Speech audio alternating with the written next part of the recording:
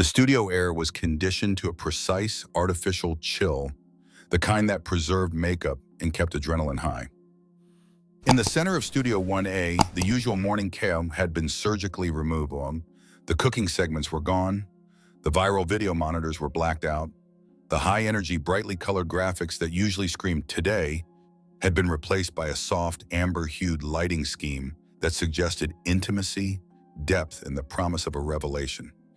It was designed to look like a living room, but it was a living room surrounded by $3 million of robotic cameras and 40 silent crew members standing in the shadows. Hoda Kotb sat in one of the two low-profile leather armchairs, smoothing the fabric of her trousers. She was a veteran of this space. She knew exactly how the light hit her cheekbones when she tilted her head to the left.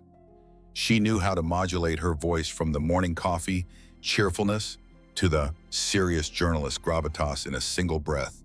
But today, there was a different frequency humming beneath her professional exterior. She checked her notes for the third time. They were printed on heavy cardstock, bullet-pointed with the narrative arc she intended to build. The savage versus the scholar, the physical imposition versus the gentle father, the burden of being the perfect man. It was a good angle. It was the kind of angle that won daytime Emmys. It deconstructed the myth of the guest while flattering him endlessly. 3 minutes to air, the stage manager whispered.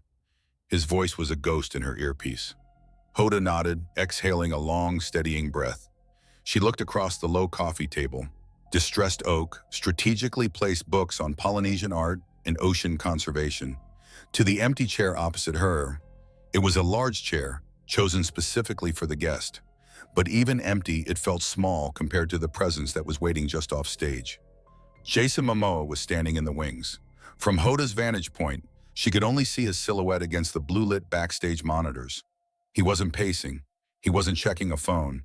He wasn't chatting with the makeup artist who was hovering anxiously with a powder brush, trying to tame the shine on his forehead. He was just standing there, still. "He's quiet today," a producer murmured in Hoda's ear. "Very quiet. Good luck." Hoda smiled the smile that had comforted America through tragedies and celebrations. "We're going to be fine," she whispered back, though she wasn't speaking to the control room. She was speaking to the tension in her own chest. Coming in 5, 4, 3. The red tally light bloomed on camera 2.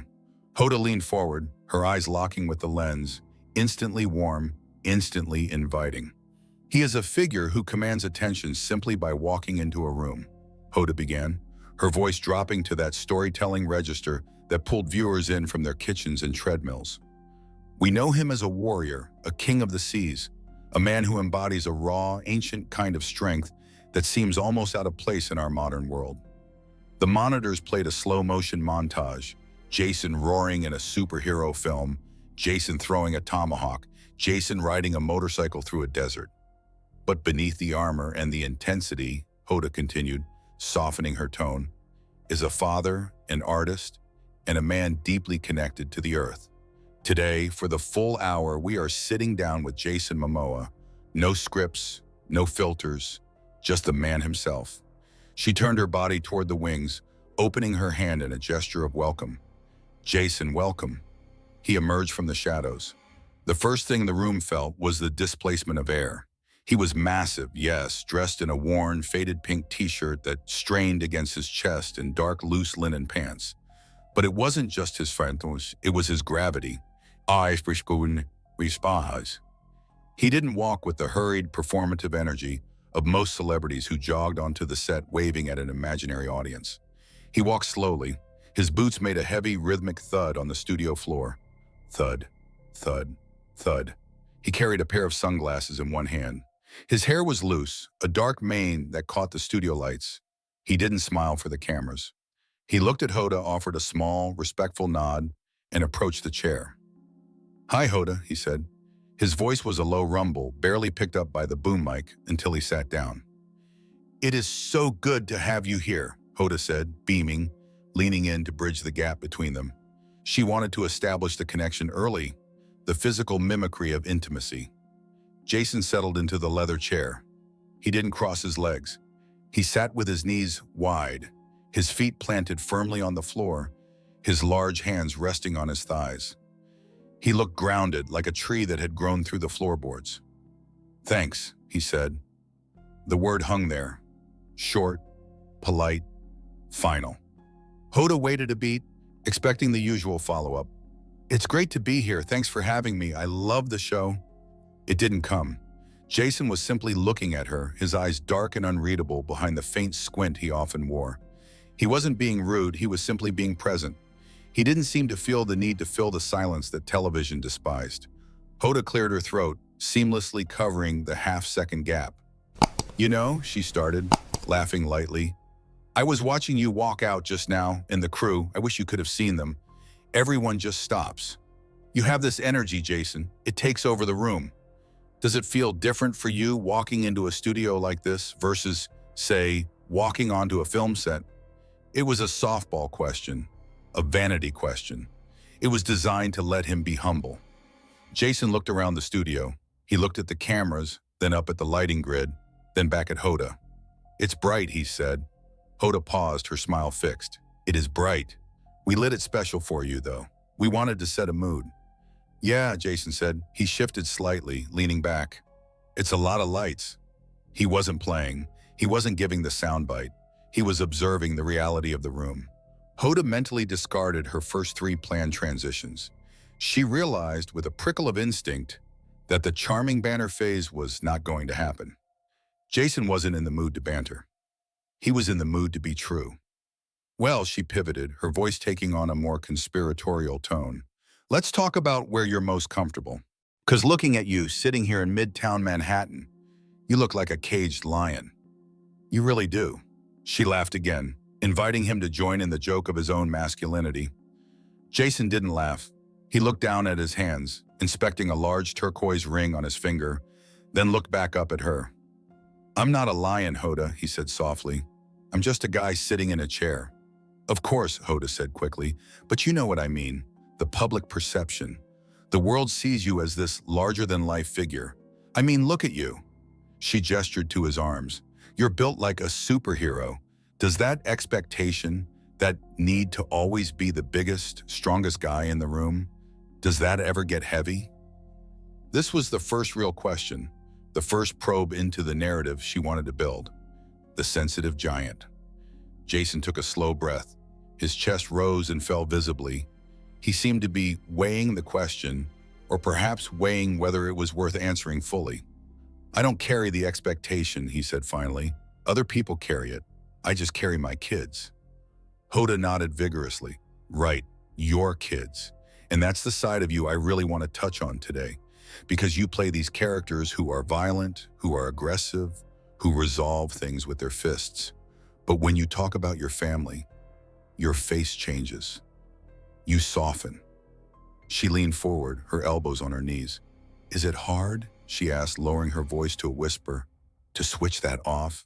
To go from being Khal Drogo or Aquaman screaming into the rain to being the dad making pancakes? Do you have to decompress?" Jason looked at her for a long time. The studio was silent. The silence stretched past the comfortable 3 seconds into an awkward 5 seconds. "No," Jason said. Hoda blinked. "No." "Acting is a job," Jason said.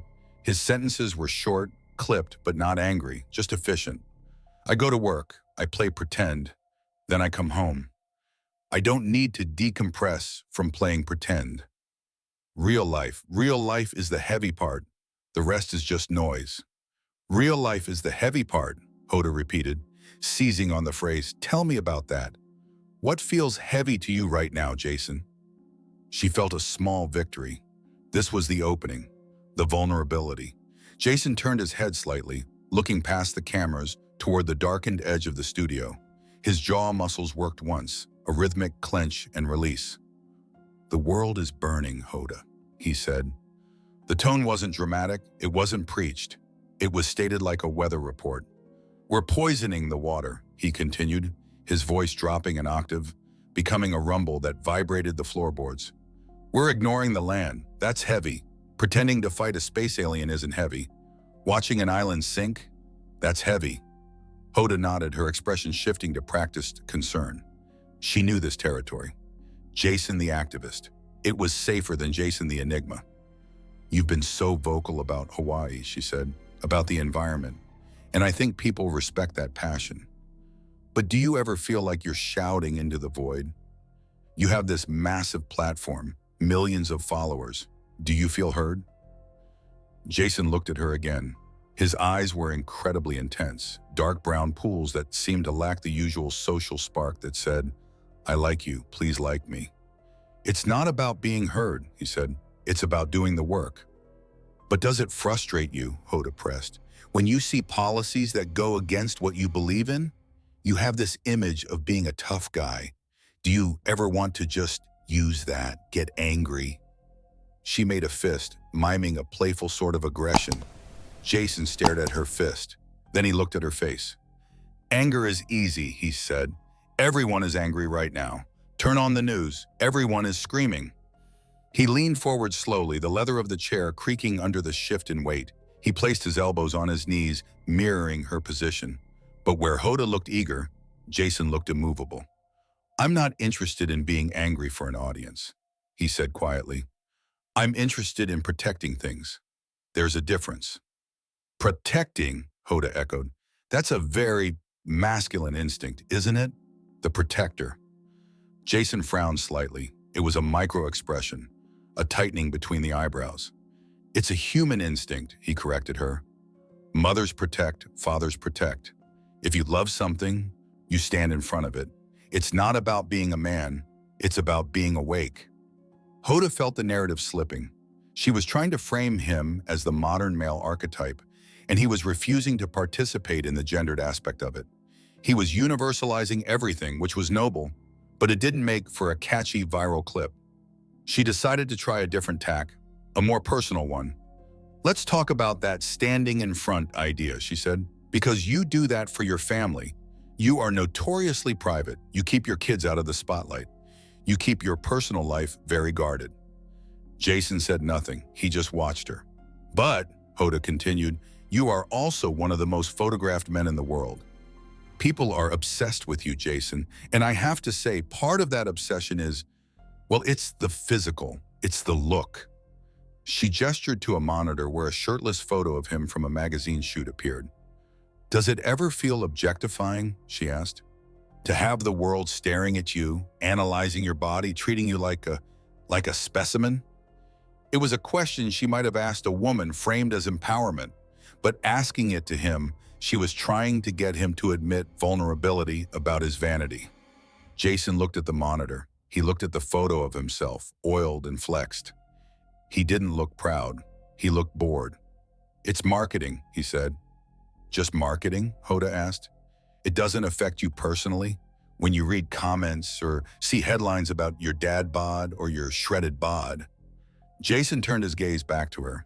The weight of his attention was uncomfortable. It felt physical, like a hand on her shoulder pressing down. I don't read the comments, he said. Never? Why would I invite strangers into my head? Jason asked. The simplicity of the question stunned Hoda for a moment.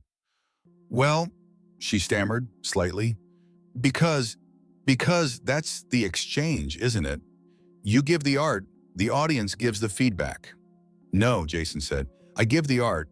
They can take it or leave it. The feedback is for them. It's not for me. He sat back again, withdrawing from the space between them. If I live for their applause, he said, his voice softer now, almost a whisper, I have to die by their criticism. I don't want to do either. I just want to live. The studio was quiet again. A camera operator zoomed in slowly on Jason's face.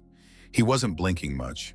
He looked entirely at peace with the silence, whereas Hoda felt the panic of dead air rising in her throat. She needed to get him to emote. She needed a reaction. The calmness was almost unnerving. It was an authority reversal. Usually the host held the power of the question, the power of the microphone. But Jason was holding the power of silence. He was answering only what was asked and offering nothing more. He was forcing her to work harder. I love that, Hoda said, though her voice sounded a little thin. I just want to live. That's beautiful. But Jason, living in your world isn't simple. You have cameras following you. You have tabloids. She glanced at her notes. The scandals section. There wasn't a real scandal, but there were rumors, breakups, living situations. The kind of debris that floated in the wake of a big life. There have been a lot of stories written about you in the last year, she said, her voice dropping to a sympathetic register. About your living situation, about where you're staying. Some people said you were homeless. Some people said you were drifting. She paused, waiting for him to laugh or correct her. Jason didn't move. I know you clarified that, Hoda said, filling the gap. You're living on the road. You're making art. But when you see those headlines, Jason Momoa homeless, does it hurt? Does it make you want to scream, "You don't know me"? Jason rubbed his beard. The sound of his palm against the coarse hair was audible in the quiet studio. I was living in a luxury van, he said dryly. I was fine. But the perception, Hoda pressed, the pity, people were pitying you. Did that bother you? Hoda, Jason said. He used her name for the first time. It stopped her. Yeah. Why do we care what people who don't know us think? He asked it not as a deflection, but as a genuine philosophical inquiry. Well, Hoda said, because we're human. We want to be understood. I don't need to be understood by everyone, Jason said. I need to be understood by my family. I need to be understood by the land I walk on. The rest, it's just echoes. He leaned his head to the side, cracking his neck. Pop. You're asking me about feelings that I don't have, he said. You want me to be hurt. You want me to be a victim of the press. Hoda's eyes widened slightly. No, not a victim. It's okay, Jason interrupted. He raised a hand, palm out, a stop sign. It's the narrative. Big strong guy has feelings hurt by mean words. I get it, it sells. He lowered his hand. But I'm not hurt, and I'm not a victim. I'm a storyteller. If they want to write a story about me being homeless, let them. It doesn't change where I sleep. Hoda felt a flush of heat rise up her neck. He had dismantled the entire premise of her segment in 3 sentences without raising his voice. He hadn't attacked her. He had just pointed out the machinery of the interview. He had pulled back the curtain. She laughed, a short, sharp sound. You are very tough to crack, Jason Momoa. I'm not an egg, he said. I don't need to be cracked. The producer in Hoda's ear whispered, move on. He's not biting. Go to the influence angle. Ask about the responsibility. Hoda adjusted her posture. She sat up straighter, channeling a more serious journalistic energy. Okay, she said. Fair enough, you don't care about the tabloids. But let's talk about what you do care about. Influence. She waited for a nod. He gave none. You have a generation of young men looking up to you, she said. Young men who are trying to figure out what it means to be a man in 2025. The definition is changing. It's fluid. She gestured to him. You paint your nails. You wear pink. You cry in movies.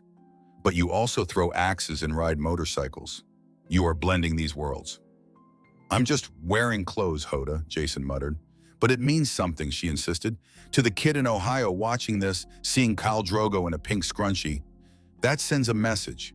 Do you feel a responsibility to guide those young men, to teach them a better way to be men? Jason sighed. It was a long, deep exhale through his nose. He looked tired, not physically tired, but spiritually tired of the conversation. I'm not a teacher, he said. I'm just trying not to be an asshole. Hoda chuckled, but it was forced. Okay, but that's a low bar, isn't it? Not an asshole. Surely there's more to it. Is it? Jason asked. He looked at her directly. Seems like a pretty high bar these days. Seems like a lot of people struggle with it. Touché, Hoda said. But let's go deeper. There is a conversation happening right now about toxic masculinity, about how men have taken up too much space, how they've been aggressive. She leaned in. This was the trap. She wanted him to denounce other men. She wanted the soundbite where Jason Momoa condemns bad men. Do you look at the industry, Hoda asked, or even the world, and see that toxicity?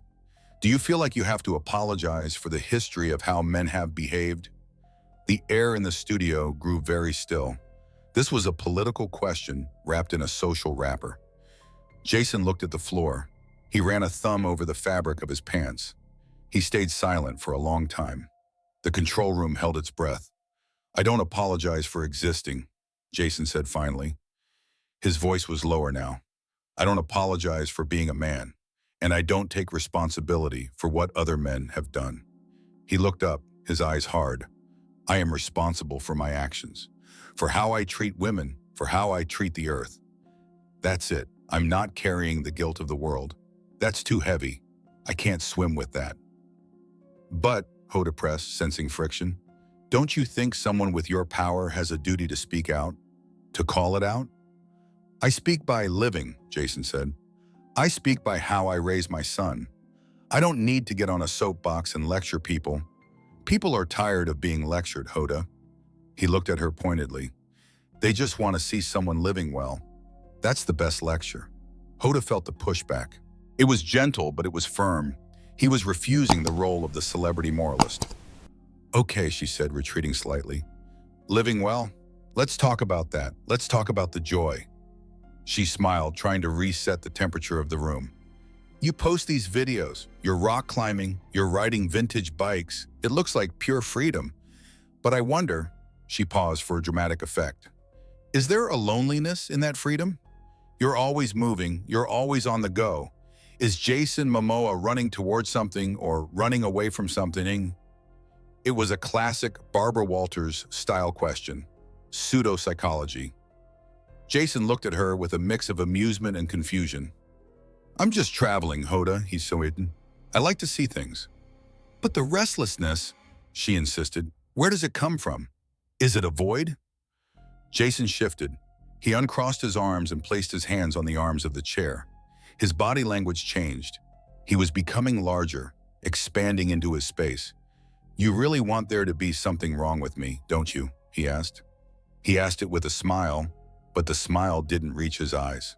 Hoda froze. "What? No, not at all. I'm just exploring the—" "You're digging for a hole," Jason said.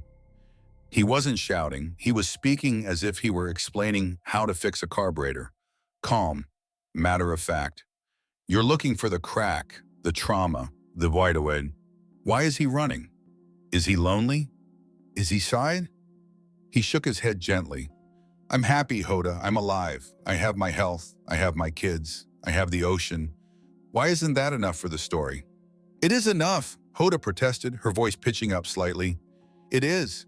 But we want to know the why. We want to know the complexity." "Maybe the complexity is that I'm simple," Jason said. "Maybe I just like riding motorcycles. Maybe there's no ghost chasing me." He leaned back, looking at the ceiling grid. "We complicate things because we're bored," he said to the ceiling. "We invent demons because we're scared of the quiet." He looked back at Hoda. "I like the quiet." The irony hit the room like a physical wave. He was sitting on the Today Show, a program designed to fill every second of silence with noise, declaring his love for the quiet. Hoda felt her control of the interview slipping away entirely. She wasn't driving the car anymore. She was just a passenger in Jason's silence. She glanced at the clock. 7 minutes left. She needed a moment, a viral moment, something that felt like a revelation. She decided to go to the one place that always yielded emotion, the one place that was technically off limits, but usually forgivable if framed with enough empathy. "You mentioned it, your kids," Hoda said softly. Her voice dropped to its most tender frequency. "And I know you protect them fiercely. You're a papa bear." Jason nodded once. "Yeah. But they're getting older," Hoda said. "They're seeing the world now. They're seeing what is written about their dad. They're seeing the internet." She leaned in. "There was a moment recently," she said, treading carefully, "where your daughter was photographed. And the comments online were not kind. They were cruel. About her appearance." Jason's body went perfectly still. The slight rhythmic tapping of his finger on the armrest stopped. "As a father," Hoda continued, pressing into the wound, "when you can't punch the person who says that, when you can't protect her from the digital world, how does that helplessness feel? Does it break your heart?" It was the cry question.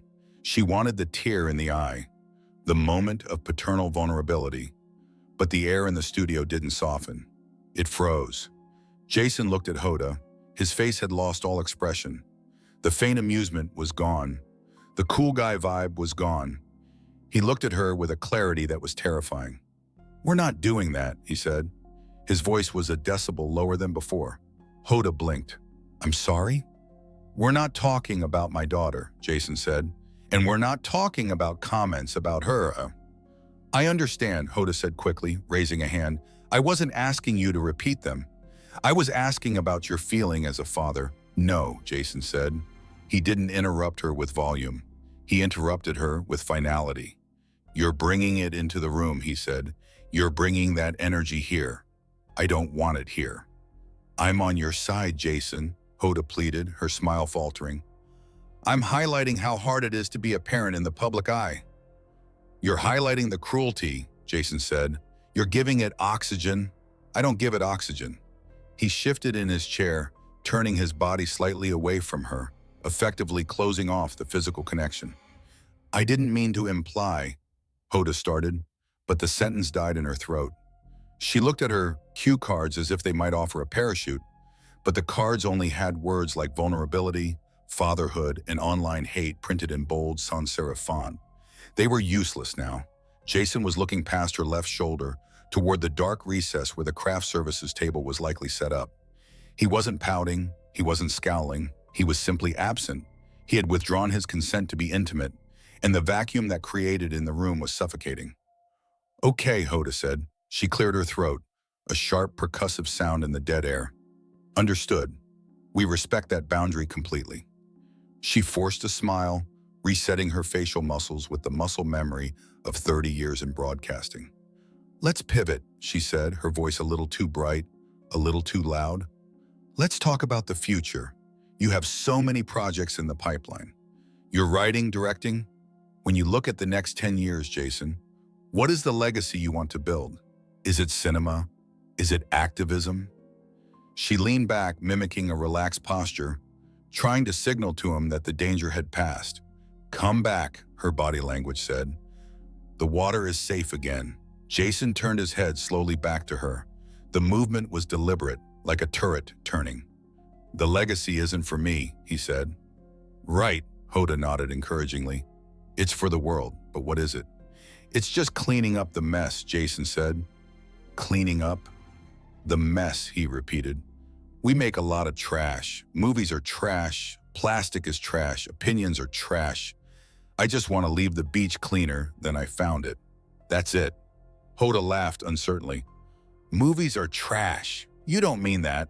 You've dedicated your life to art." Jason looked at his hands again. "It's entertainment, Hoda. It's popcorn. It's not medicine. Let's not pretend we're saving the lives here. We're distracting people."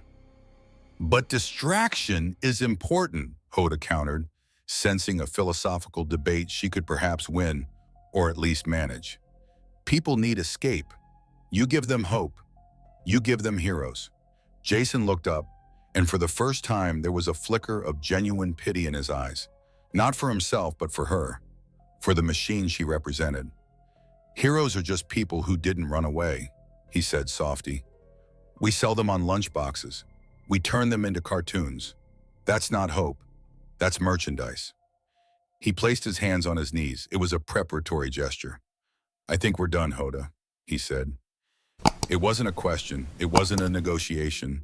It was a statement of fact delivered with the same neutral tone one might use to say, "The sky is blue." Hoda froze. The producers in her ear erupted. No, we have 2 more segments. We have the rapid-fire questions. We have the fan surprise. Keep him there. Talk about the motorcycle." Hoda stammered, checking the clock. "Jason, we actually have a few more minutes. We have a really fun segment planned. Just some light-hearted questions from your fans. They've been waiting all morning to—" "No," Jason said. He stood up. The movement was tectonic. One moment he was seated, a mountain at rest. The next, he was vertical, blocking out the studio lights, casting a long shadow across the coffee table and the blue tray and Hoda's carefully crossed legs. He didn't rip off his microphone. He didn't kick the chair. He simply rose. "I'm not doing the fun questions," he said, his voice rumbling from above her. "You wanted the dark stuff. You tried to bring the darkness in. You can't switch to the fun stuff now. It doesn't work like that." Hoda sat there looking up at him. The angle was severe. She felt incredibly small, anchored to her gray armchair by the weight of the broadcast. "Jason," she said, her voice dropping the TV persona entirely, revealing a flash of genuine panic. "We are live. You can't just—" "I can," he said. He reached under his shirt, unclipping the battery pack of the microphone from his waistband. He didn't throw it. He pulled the wire gently from beneath his collar, coiled it once around his hand, and placed it on the seat of the leather chair he had just vacated. It was a deliberate, respectful action. He wasn't trashing the equipment. He was returning it. "Thanks for having me," he said. "Jason, please," Hoda said, standing up now, instinctively trying to regain some level of equality in the frame. "We can cut to commercial. We can reset. I apologize if the question about your daughter felt intrusive. Let's just take a beat." Jason looked at her. He didn't look angry. He looked at her the way a parent looks at a child who has broken a vase, not with rage, but with a weary acceptance that the vase is gone and cannot be unbroken. "You're doing your job, Hoda," he said gently. "I know that. You have to feed the beast, but I don't." He offered his hand. It was such a jarring gesture that Hoda stared at it for a full second before her social reflexes kicked in. She took his hand. It was enormous, warm, and rough. He shook her hand firmly once. "Be good," he said, and then he turned. He didn't look at the cameras. He didn't look at the crew standing in frozen tableaus in the shadows. He didn't look at the red on-air signs glowing like emergency flares. He walked toward the exit. Thud, thud, thud. The sound of his boots on the studio floor was the only audio feed being broadcast to millions of homes across America. "Cut!" someone screamed in the control room, but they were too slow. The camera held the shot. It watched Jason Momoa walk past the fake potted plants, past the carefully curated bookshelf, and into the darkness of the wings. He didn't look back. He didn't wave. He just walked until the darkness swallowed him. The shot lingered on the empty chair. The leather was still depressed from his weight.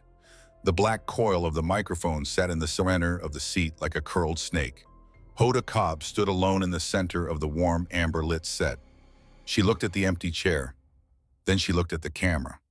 For 3 seconds, there was no mask. There was no morning Hoda. There was just a woman standing in a silent room, realizing that she had pushed against something immovable, and she was the one who had moved. She took a breath. It shook, just a little.